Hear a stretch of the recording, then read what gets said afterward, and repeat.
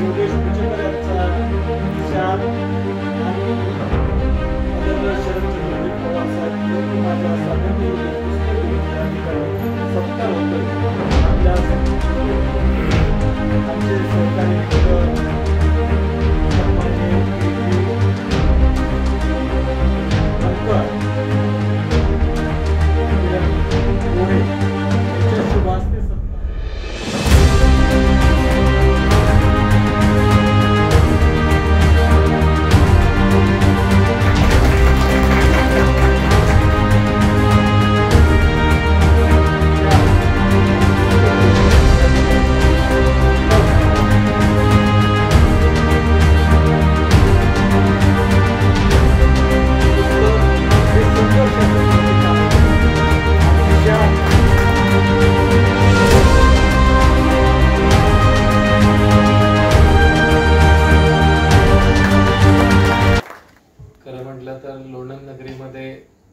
असा एक छोट्या कणी आपण एक कार्यक्रम करतोय. ही सुद्धा काही वर्षांपूर्वी आपण विचार केला तर ते कल्पनावतच ठरलं असतं, पण हा कार्यक्रमाचा योग ज्यांच्यामुळं आला, प्रथमतः मी आपल्या सगळ्यांचं मनापासून या ठिकाणी अभिनंदन करतो. आणि आपण सर्वांनी या लोणंद नगरीचं, या पंचक्रोशीचं आपण नाव उज्ज्वल केलं, त्याबद्दल मी मनापासून आपल्या सगळ्यांचं, या भागातील सर्व लोकांच्या वतीनं आपलं अभिनंदन करतो. एक गुरुकिल्ली त्या ठिकाणी इनोव्हेराच्या माध्यमातून निर्माण केलेले आहे. खरं म्हटलं तर आपल्या या भागामध्ये अनेक कष्टातून ही मुलं ही त्यांचे आयुष्य मार्गक्रमण करत असतात. आताच जसे या ठिकाणी यांनी उल्लेख केला, हे अनेक आपले संघर्षाच्या कथा आहेत आणि ह्या प्रत्येकाच्या आयुष्यामध्ये आहेत. पण आपण हा संघर्ष करून आपल्या सभोवताली, जास्त करून जसं आता इथं आपले कुटुंबीय आहेत, त्यांची काही स्वप्न असतात, त्यांनी संघर्ष केलेले आहेत. त्यांनी आता बोलताना सांगितलं की आम्ही रोडवरून, पण आज या ठिकाणी येण्याचं एक योग आला. ही सुद्धा हा खरं म्हटलं तर हा एक संघर्षाचा प्रवास आहे. मी सुद्धा आपल्या सगळ्यांचा या ठिकाणी एक सोबती आहे आणि मला एवढीच अपेक्षा आहे की ज्या ज्या वेळेला आपण या संघर्षातून पुढे जातो, त्यावेळेला आपण सुद्धा पाठीमागे आपल्या लोकांना हात दिला पाहिजे आणि आपण पुढे नेलं पाहिजे. ही भावना आपण प्रत्येक वेळेला आपल्यामध्ये निर्माण केली पाहिजे, एवढीच अपेक्षा मला या ठिकाणी आपल्या सगळ्यांच्याकडून आहे. आणि निश्चितपणे आपल्या इथल्या मुलांमध्ये ती जिद्द आहे. कारण एक शेर आहे कि खुदी को कर बुलंद इतना कि हर तकदीर से पहले खुदा बंदे से पूछे कि बता तेरी रजा क्या है. ह्या पद्धतीत म्हणजे नशीब आपण आपल्या हाताने लिहिण्याची ताकद आपल्या मनगटामध्ये आहे. आणि हेच शिवरायांनी दाखवून दिलेलं आहे की एक मावळा काय करू शकतो. आणि त्यामुळं आपल्या इतिहासाची आपण नेहमी आठवण ठेवावी. आणि या मराठी मातीनं नेहमीच इतिहास घडवलेला आहे आणि तुम्ही सुद्धा सगळेजण एक इतिहास निश्चितपणे घडवाल. आणि येणाऱ्या काळामध्ये आपल्या भागातून सुद्धा आपण अनेक त्यांच्या आयुष्याचं जे जीवनपट आहे, लोक माझे सांगते या माध्यमातून त्यांनी मांडलंय, ती एक भेट म्हणून देणार आहे.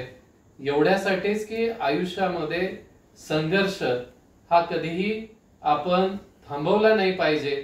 आणि ज्या ज्या वेळेला आपल्या आयुष्यामध्ये संकट येतील, त्या त्या वेळेला आपण लक्षात घेतलं पाहिजे की आपल्याला शरद पवारहून लढायचं आहे. आणि हे प्रत्येक मराठी माणसाने लक्षात घेतलं पाहिजे. कारण हे आज नाही तर हे मराठी माणसाच्या रक्तामध्ये सर ही गोष्ट आहे.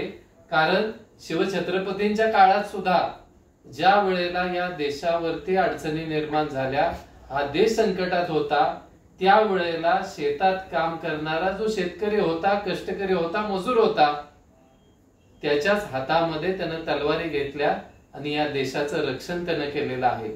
त्यामुळं खरं म्हटलं तर हा संघर्ष या मातीतच आहे. त्यामुळे निश्चितपणे हे मला कायम वाटत असतं की आपण ऐकतो खटाव मान या ठिकाणी आपल्या भागामध्ये सातारा जिल्ह्यात अनेक अधिकारी तयार होतात, त्या पद्धतीत आपल्याही भागामध्ये आपल्याही मुलांच्या मध्ये ती पूर्ण कॅपॅसिटी आहे, ती बौद्धिक क्षमता आहे, पण त्यांना कुठेतरी एक व्यासपीठ मिळणं गरजेचं आहे.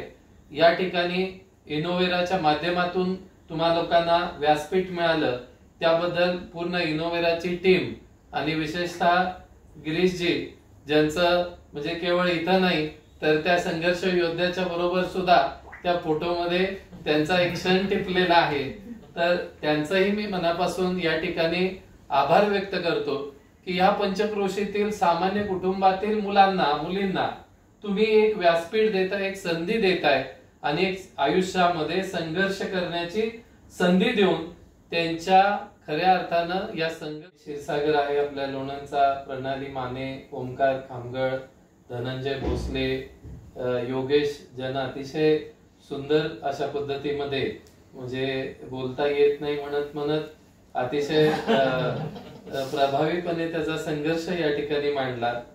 त्यानंतर विजय चांगण, योगेश भुजबळ अशी ही मंडळी, खरं म्हटलं तर या सगळ्यांना मी इथं सांगितलं की आपण 2 शब्द बोला. याचं कारणच हे होतं की आपण सगळे एक सामान्य कुटुंबातून येत असतो. शेतकरी काही आहेत, काही कष्टकरी आहेत आणि ही प्रत्येकाची एक संघर्षाची कथा आहे आणि ही प्रत्येकाला समजली पाहिजे. त्याचबरोबर तुम्हालाही या कार्यक्रमाच्या निमित्तानं आपल्या स्वतःच्या संघर्षाच्या कथेचं किंबहुना आपल्या जीवन प्रवासाचं या ठिकाणी अवलोकन करता यायला पाहिजे, ही सुद्धा त्यामागचा हेतू आहे. कारण ज्या पद्धतीमध्ये आज आम्ही सगळेजण तुमचं या ठिकाणी कौतुक करतोय, त्याचबरोबर या ठिकाणी या समाजाचं सुद्धा तुमच्याकडून अपेक्षा आहेत आणि निश्चितपणे तुम्ही या अपेक्षेला आमच्या अपेक्षेपेक्षा अतिशय एक चांगल्या प्रकारचं कर्तृत्व तुमच्या सगळ्यांच्या हातून घडेल ही निश्चितपणे या ठिकाणी मी अपेक्षा करतो.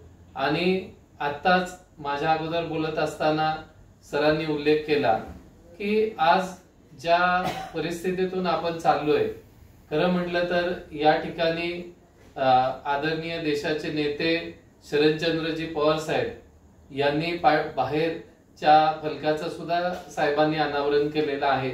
या वास्तूमध्ये आदरणीय साहेब येऊन गेलेले आहेत आणि त्यांच्या माध्यमातून खरं भागातील मुलांना अशाच प्रकारची एक संधी आपल्या माध्यमातून सुद्धा आपण द्याल ही अपेक्षा या ठिकाणी व्यक्त करतो. आणि आपण सर्वांनी हा संघर्ष आपला असाच चालू ठेवूयात आणि एक आदर्श असा समाज घडेपर्यंत या संघर्षाचा आपण कायम सोबती राहूयात, एवढीच अपेक्षा आपल्या सगळ्यांच्याकडून या ठिकाणी करतो आणि थांबतो. धन्यवाद.